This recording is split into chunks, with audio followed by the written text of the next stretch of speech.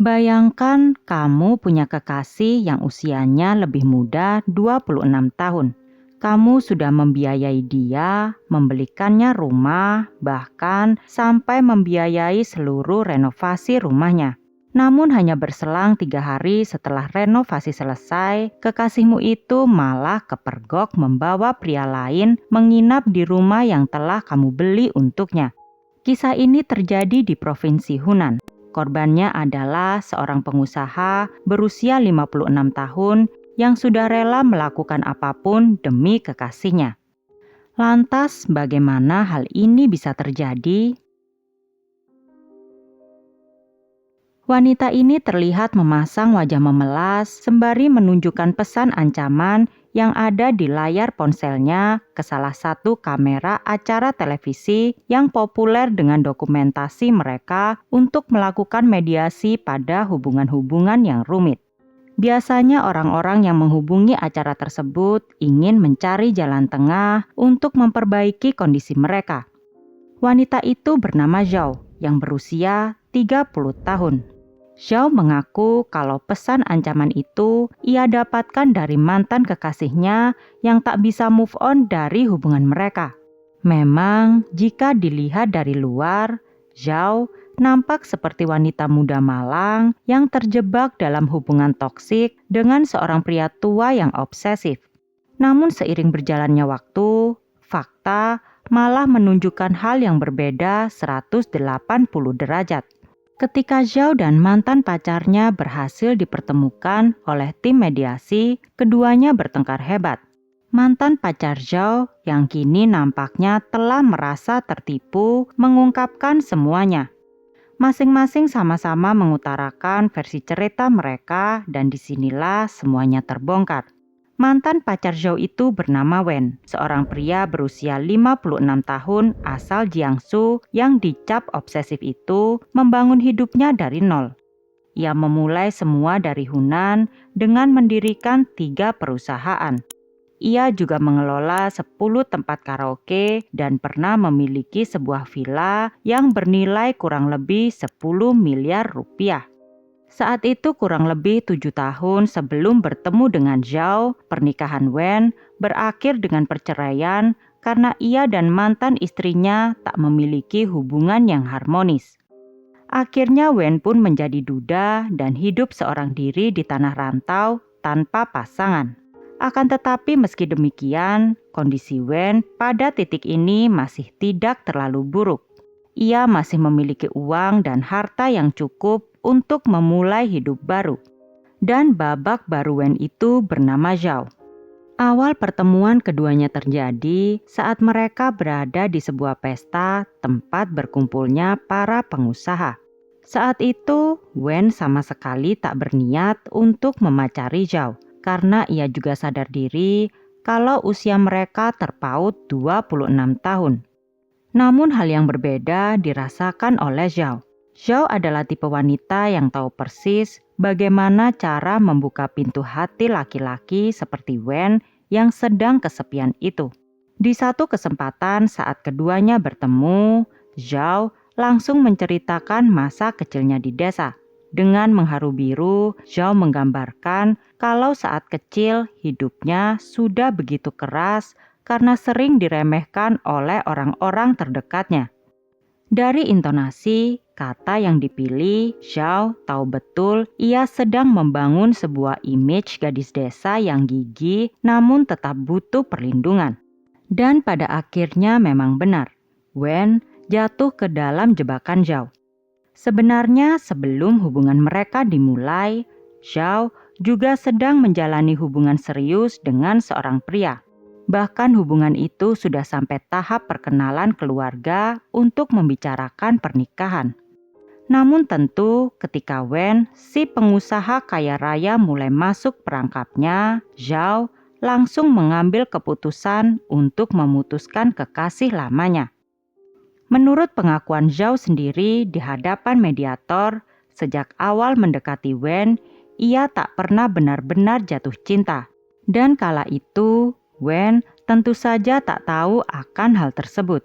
Yang Wen ketahui, sejak berhubungan dengan Zhao, dirinya seakan hidup kembali. Wen rela menanggalkan gengsinya sebagai bos besar dan ikut turun tangan mengerjakan pekerjaan rumah tangga. Bahkan saking cintanya kepada Zhao, Wen sampai mau mencuci pakaian dalam sang kekasih tanpa pernah mengeluh. Baginya jarak usia 26 tahun bukanlah penghalang. Ia tetap ingin menunjukkan jiwa mudanya dengan mau berkontribusi dengan pekerjaan rumah. Sayangnya, usaha serta kerja keras yang ditunjukkan Wen itu tak pernah cukup untuk memuaskan Zhao. Saat itu Zhao sedang dalam situasi yang sulit. Ia mempunyai hutang yang menumpuk dalam jumlah yang sangat besar. Melihat sang kekasih menanggung beban berat, Wen dengan sukarela menjual villa miliknya dengan harga 10 miliar rupiah demi melunasi seluruh hutang sang kekasih. Padahal harga pasaran villa miliknya harusnya berharga lebih dari 10 miliar. Akan tetapi karena kala itu hutang-hutang Zhao harus dibayar dengan cepat, Wen mau tak mau harus puas dengan hasil penjualan 10 miliar tersebut. Tak cukup sampai di situ. Wen kembali menggelontorkan uang sebesar 1 miliar rupiah khusus untuk membelikan Zhao sebuah rumah baru yang kemudian direnovasi total olehnya. Wen juga diketahui menjual mobil dan simpanan perhiasan emas miliknya. Semua rela ia kuras demi Zhao sang kekasih. Akan tetapi tanpa Wen sadari, semua yang ia lakukan untuk Zhao tidak akan pernah berbuah manis. Ulah Zhao terlihat saat rumah yang baru direnovasi dengan uang milik Wen itu digunakan Zhao untuk berhubungan badan dengan pria lain. Namun meski tahu akan hal tersebut, Wen tetap memilih untuk memberikan kesempatan kedua kepada Zhao. Menurut Wen, itulah pengorbanan yang harus ia lakukan untuk mendapatkan cinta yang tulus dari Zhao.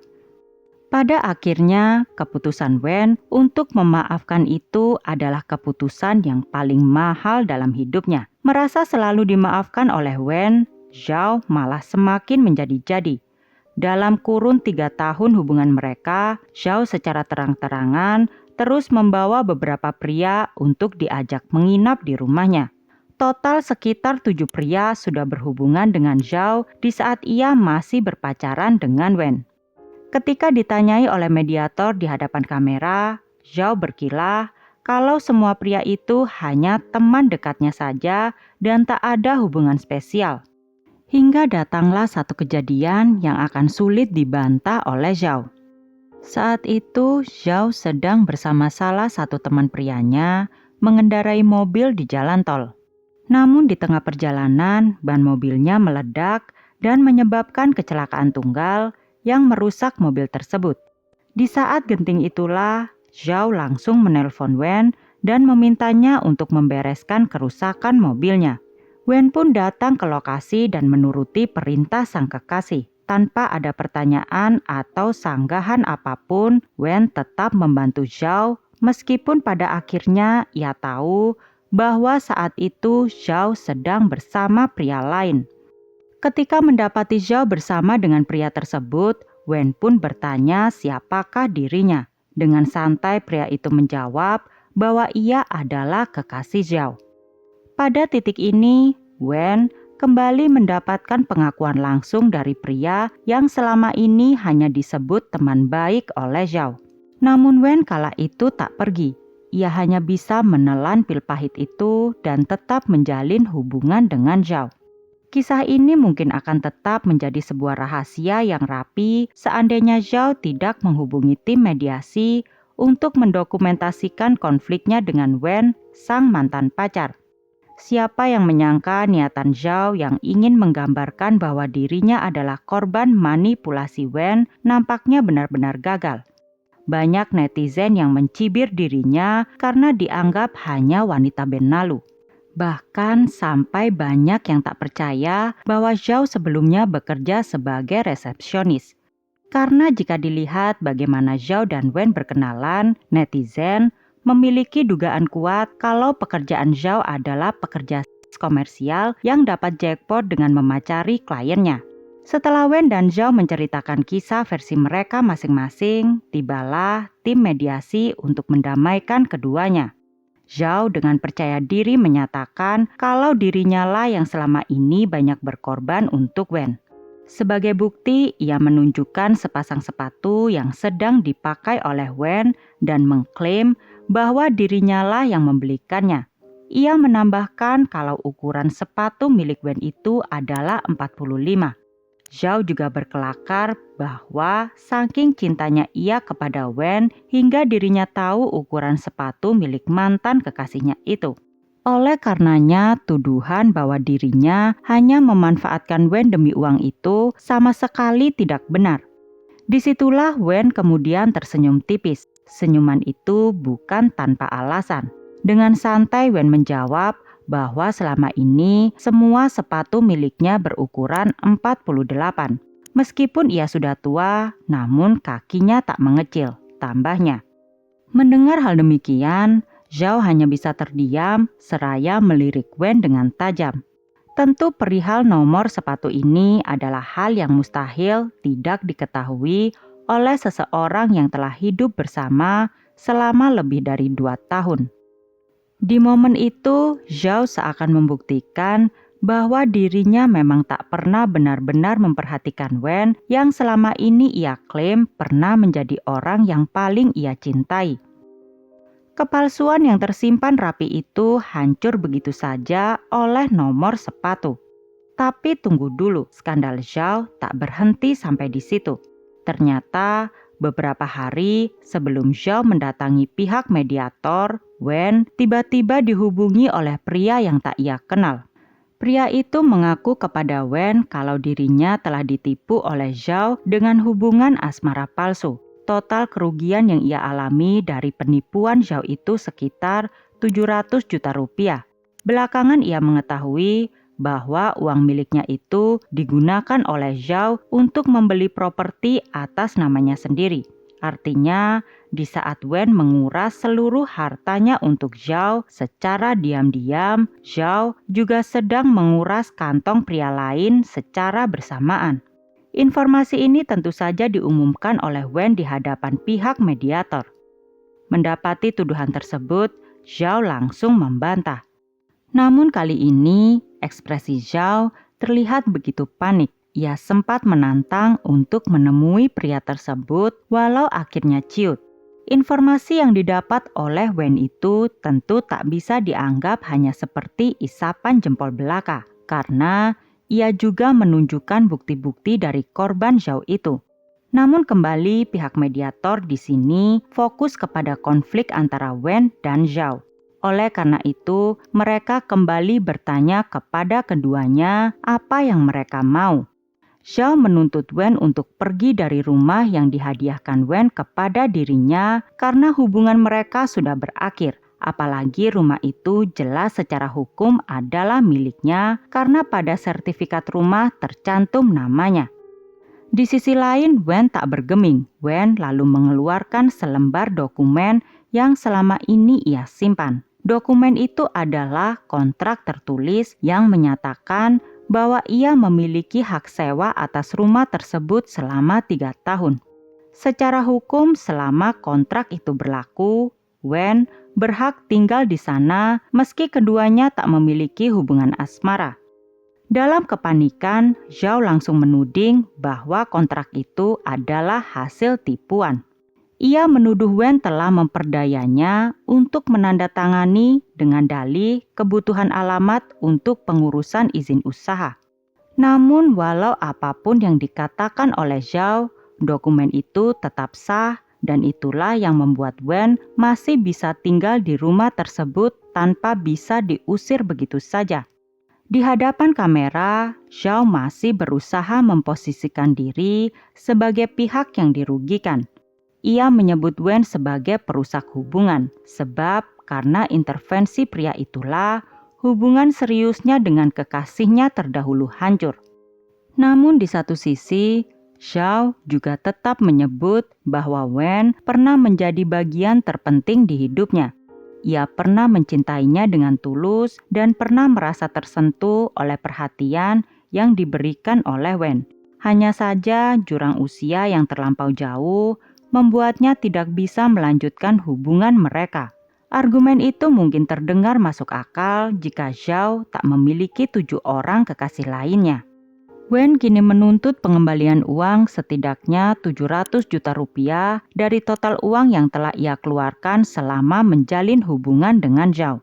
Mendengar tuntutan tersebut, Zhao tentu langsung menolak membayar bahkan 1 sen pun. Penolakan itu kemudian dibalas oleh Wen dengan membawa urusannya dengan Zhao ke jalur hukum. Namun di mata hukum, posisi Wen bisa dibilang begitu lemah. Pengacaranya memberikan gambaran kalau sebagian uang yang dikeluarkan Wen untuk Zhao bisa dikategorikan sebagai pemberian sukarela. Ini jelas menguntungkan Zhao. Sampai video ini dibuat, kemungkinan besar Wen tetap tak bisa mendapatkan uangnya kembali. Dan disitulah ironi paling pahit dari kisah ini. Wen memang bukan pria yang sepenuhnya polos. Sepanjang ia menjalin hubungan dengan Zhao, red flag sudah terlihat sangat jelas. Namun ia mengabaikannya. Entah apa yang dipikirkannya saat itu.